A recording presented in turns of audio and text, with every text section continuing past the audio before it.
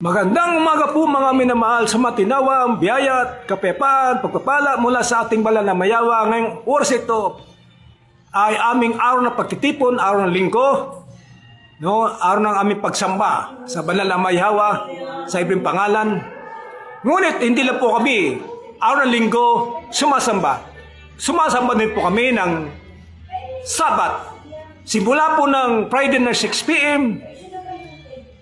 hanggang 6 p.m. po ng Sabado, yan po ay kabuuan ng Sabat. At may din po kaming prayer meeting mula alas 7 ng gabi hanggang alas 10 ng gabi. So meron kaming pagtitipon ng araw sa pagsabat. Ang araw pong pagsabat po mga minamahal, hindi ito ay uri ng kapahinga lamang, ito po ay uri po ng pagsamba. Bakit po?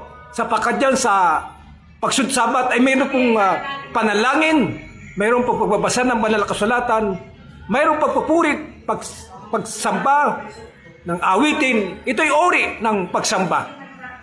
So, mga minamahal, ang pagsamba po ay hindi lang dumalo ka ng linggo, ayun po ang tunay na pagsamba. Dahil ang tunay na pagsamba ay ito ay pagbibigay ng kapurihan, pagbibigay ng panahon, ng pagpapasalamat at pagbibigay ng halaga para siya ay ating purihin at sambahin maging araw ng Sabado, araw ng Linggo. Kapag tayo nagkatipon, nagnalangin, nagbabasa ng Biblia, nagpupuri, yan po'y uri ng pagsamba. So yun ang pong aking masasabi sa umaga ito. Shalom sa mga kapayapaan, siya nawa.